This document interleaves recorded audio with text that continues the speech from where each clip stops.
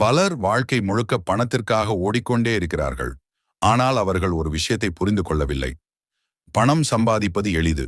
ஆனால் சம்பாதித்த பணத்தை கையில் வைத்திருக்கிறது தான் உண்மையான புத்திசாலித்தனம். இன்று நான் உங்களிடம் பேசப் போவது பணத்தை எப்படி சேமிப்பது என்பதல்ல, பணம் உங்களை விட்டு போகாமல் எப்படி கட்டுப்படுத்துவது என்பதை குறித்து. ஒரு சாதாரண மனிதன் சம்பளம் வாங்கும் நாளில் ராஜாவாக உணர்கிறான். ஆனால் மாத முடிவில அவன் ஏன் ஏழையாகிறான் தெரியுமா? காரணம், அவன் பணத்தை மதிக்கவில்லை. அவன் சம்பாதிக்கும் ஒவ்வொரு ரூபாயையும் இது இன்னொரு ரூபாயை உருவாக்கும் விதை என்று பார்க்கவில்லை. நான் சிறுவனாக இருந்தபோது கூட ஒரு காசை வீணாக்க மாட்டேன். ஏனென்றால் நான் ஒரு விஷயத்தை புரிஞ்சு கொண்டேன். இன்னைக்கு சேமித்த ஒரு ரூபாய் நாளை வேலை செய்கிற ஒரு ஊழியன். நீங்க தூங்கும் போதும் அது உங்களுக்காக வேலை செய்யும். இப்போது உலகம் உங்களை ஏமாற்ற ஒரு விஷயத்தை கற்றுக் கொடுக்கிறது. அதிகம் செலவு செய், அதுவே ஸ்டைல் என்று. புதிய மொபைல் வந்தால் வாங்க வேண்டும். நண்பன் பைக் வாங்கினால் நாமும் வாங்க வேண்டும். இன்ஸ்டாகிராமில் யாராவது வெளிநாடு போனால் நாமும் கடன் வாங்கி போக வேண்டும்.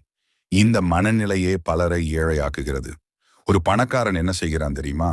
அவன் முதலில் சேமிக்கிறான், பிறகு மீதம் உள்ளதை செலவு செய்கிறான். ஆனால் ஏழை என்ன செய்கிறான்? முதலில் செலவு செய்கிறான், மீதம் இருந்தால் சேமிக்கிறான். அதனால்தான் அவன் வாழ்க்கை முழுக்க மீதமுட மட்டும்தான் பார்க்கிறான். நீங்கள் இன்று முதல் ஒரு சட்டம் வைத்துக் கொள்ளுங்கள். உங்களிடம் எவ்வளவு வருமானம் வந்தாலும் குறைந்தது 20% உங்கள் கையிலேயே இருக்க வேண்டும். அது உங்கள் எதிர்கால படை. அந்த பணத்தை யாரும் தொடக்கூடாது, நீங்கள் கூட. பலர் சொல்வார்கள், என் சம்பளம் குறைவு, எப்படி சேமிப்பது? நண்பர்களே, சம்பளம் குறைவாக இருப்பது பிரச்சனை அல்ல, கட்டுப்பாடு இல்லாததுதான் பிரச்சனை. 100 ரூபாய் சம்பாதிப்பவன் கூட சேமிக்க முடியும். ஆனால் 1,00,000 சம்பாதிப்பவன் கூட ஏழையாக முடியும். ஒரு நாள் ஸ்டார்பக்ஸ் காபி குடிக்காமல் இருந்தால் அது சிறிய சேமிப்பு போல தோன்றலாம். ஆனால் அந்த பழக்கம்தான் உங்களை கோடீஸ்வரனாக்கும். பணக்காரர்கள் பெரிய விஷயங்கள்ல வெற்றி பெறவில்லை, அவர்கள் சிறிய விஷயங்கள் கட்டுப்பாடு வைத்தார்கள். நீங்க கடைக்கு போகும்போது உங்களிடம் கேளுங்கள், இது எனக்கு தேவையா அல்லது வெறும் ஆசையா? இந்த ஒரு கேள்வி உங்கள் வாழ்க்கையை மாற்றும். நான் எப்பொழுதும் சொல்றது ஒன்று, உங்களுக்கு தேவையில்லாததை வாங்கினால் ஒரு நாள் உங்களுக்கு தேவையானதை விற்க நேரிடும். அதனால் நண்பர்களே, பணம் சேமிப்பது என்பது வெறும் கணக்கு புத்தகம் அல்ல, அது ஒரு மனநிலை. நீங்கள் உங்கள் ஆசைகளை கட்டுப்படுத்தும் தருணத்திலிருந்து உங்கள் செல்வம் உருவாக ஆரம்பிக்கிறது. இதுதான் முதல் பாடம். பணம் சம்பாதிப்பதற்கு முன் பணத்தை காப்பாற்ற கற்றுக்கொள்ளுங்கள். நண்பர்களே, கடந்த பகுதியில் நான் ஒரு விஷயத்தை சொன்னேன்.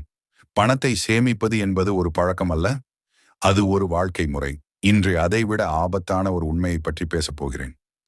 உலகத்தில் 2 வகை மனிதர்கள் இருக்கிறார்கள். ஒருவர் பணத்தை பயன்படுத்தி செல்வம் உருவாக்குகிறார்கள், மற்றொருவர் பணத்தை பயன்படுத்தி மற்றவர்களை கவர முயற்சிக்கிறார்கள். முதல் வகை மனிதர்கள் அமைதியாக வாழ்கிறார்கள். 2வது வகை மனிதர்கள் இன்ஸ்டாகிராமில் பணக்காரர்கள் போல தெரிகிறார்கள்.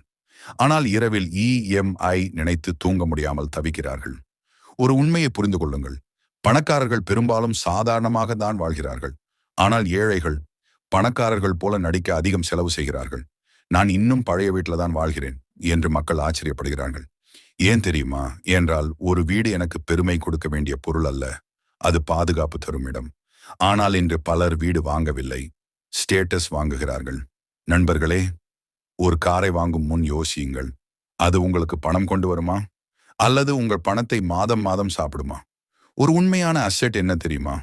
உங்க கையில் இல்லாத போதும் உங்களுக்கு பணம் சம்பாதித்து தருவதுதான் asset. Business, investment, skill, knowledge, இவையெல்லாம் அசெட்ஸ். ஆனால் unnecessary EMI, brand addiction, show off வாழ்க்கை, இவை லைபிலிட்டிஸ். பலர் சம்பளம் உயர்ந்ததும் என்ன சென்றாங்க தெரியுமா? முதலில் ஃபோன் அப்கிரேட், அதுக்கு அப்பிறகு பைக் அப்கிரேட், அப்பிறகு வாழ்க்கையே அப்கிரேட் ஆகாமல் கடன் மட்டும் அப்கிரேட் ஆகிறது. நீங்கள் பணக்காரராக வேண்டுமா? அப்படி என்றால் ஒரு விஷயத்தை நிறுத்துங்கள். மற்றவர்கள் என்ன நினைப்பார்கள் என்ற பயத்தில் செலவு செய்வதை நிறுத்துங்கள். உண்மையான செல்வந்தன் யார் தெரியுமா? ஒரு மாதம் வேலை இல்லாமல் இருந்தாலும் அமைதியாக தூங்க முடிவதுதான் செல்வம். நீங்கள் இன்னி முதல் ஒரு விதி வைத்துக் கொள்ளுங்கள். புதிய வருமானம் வந்தவுடனே புதிய செலவு சேர்க்காதீர்கள். அதுக்கு பதிலாக புதிய இன்வெஸ்ட்மெண்ட் சேருங்கள். ஒரு சிறிய SIP கூட 10 வருடங்களுக்கு பிறகு உங்கள் வாழ்க்கையை மாற்றும். ஆனால் அதே பணத்தில் வாங்கிய ஃபிளாஷி கேஜெட்ஸ் 2 வருடத்தில் பழையதாகிவிடும். நண்பர்களே, நீங்கள் செலவு செய்யும் ஒவ்வொரு ரூபாயும் ஒரு கேள்வி கேட்கிறது. நான் உன் எதிர்காலத்தை உருவாக்கவா போகிறேன் அல்லது அழிக்கவா போகிறேன்? இந்த கேள்விக்கு பதில் சொல்லும் சக்தி உங்களிடம்தான் இருக்கிறது. நினைவில் வைத்துக் கொள்ளுங்கள், பணக்காரர்கள் முதலில் ஃப்ரீடம் வாங்குகிறார்கள், ஏழைகள் முதலில் ஃபேஷன் வாங்குகிறார்கள். உங்கள் வாழ்க்கையை மாற்ற வேண்டுமா? அப்படியென்றால் இன்று முதல் இம்ப்ரெஸ் செய்வதை நிறுத்துங்கள், பில் செய்வதை தொடங்குங்கள். சிறிய சேமிப்பு தான் பெரிய செல்வத்தின் ஆரம்பம். நண்பர்களே, பலர் ஒரு தவறான விஷயத்தை நம்புகிறார்கள். நான் பெரிய பணம் சம்பாதித்த பிறகுதான் சேமிக்க ஆரம்பிப்பேன் என்று. ஆனால் உண்மையில் பெரிய பணம் சம்பாதிப்பவர்கள் எல்லாம் சிறிய சேமிப்பிலிருந்தே தொடங்கியவர்கள். ஒரு மரம் ஒரு நாளில் வளராது, ஒரு கட்டிடம் ஒரு இரவில் உருவாகாது. அதேபோல் செல்வமும் ஒரே நாளில் உருவாகாது. அது தினமும் நீங்கள் எடுத்த சிறிய முடிவுகளின் விளைவு.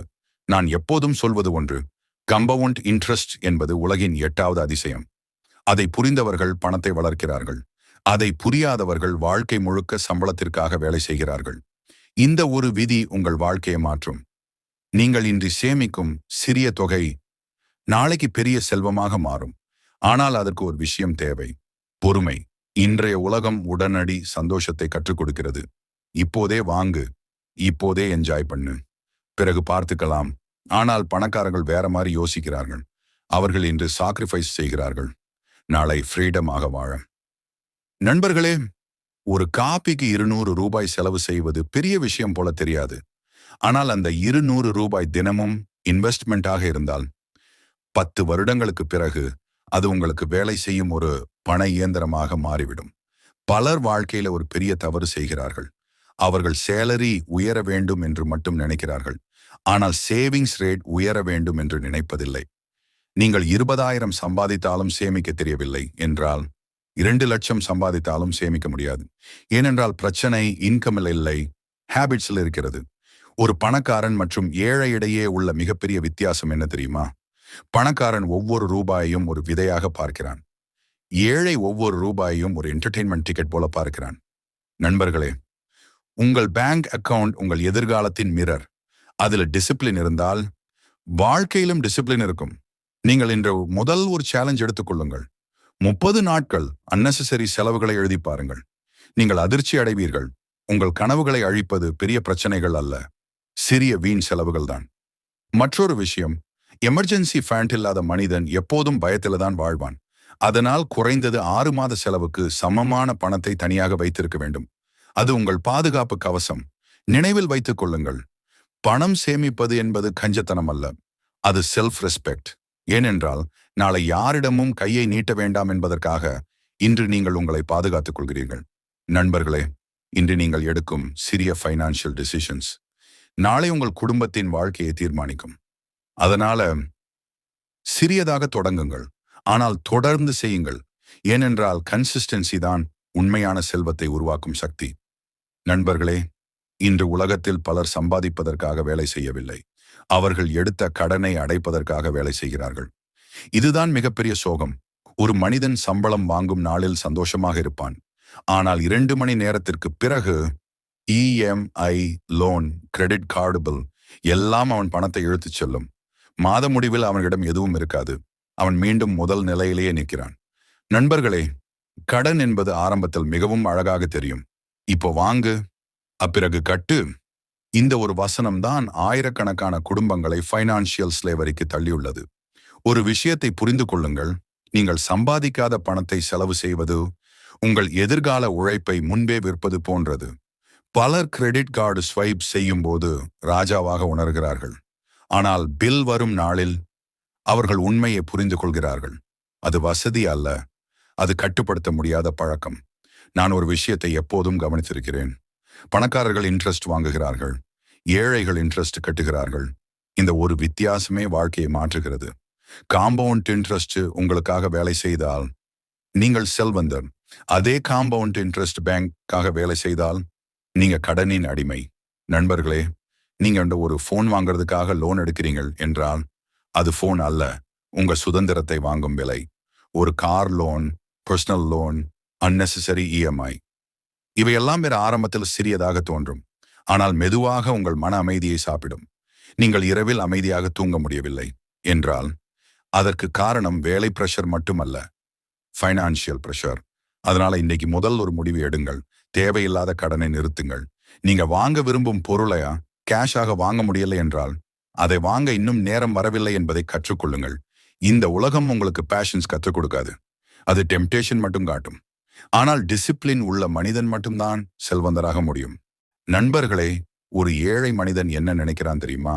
இந்த மாதம் சம்பவம் மேனேஜ் பண்ணலாம். ஆனால் ஒரு பணக்காரன் என்ன யோசிக்கிறான்?